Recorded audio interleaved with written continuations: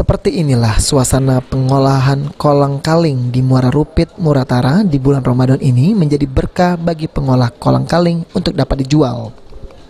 Di bulan Ramadan seperti saat ini, pemilik usaha kolang-kaling terpaksa melibatkan 4 orang untuk bisa mengolahnya. Setelah dipotong dari pohonnya, buah kolang-kaling dipisahkan, kemudian direbus dengan alat sederhana selama 2 jam.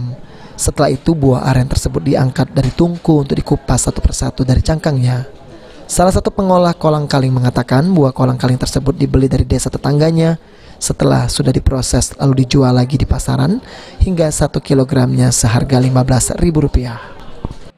Proses bikin kolang-kaling untuk menyambut bulan puasa.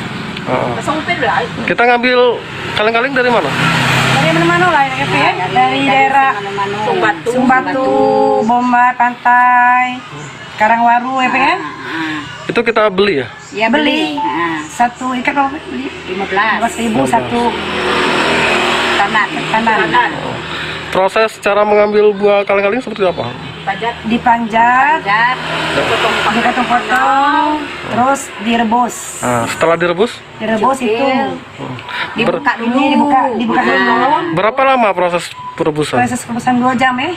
Setelah 2 jam. Oh. Kalau kita jual berapa harganya?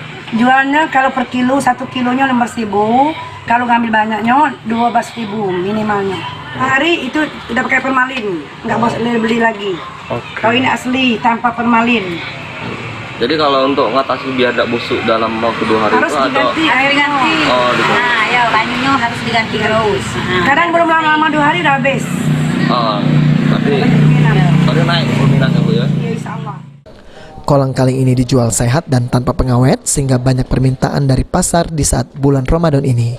Adi Aryan, Zapal TV.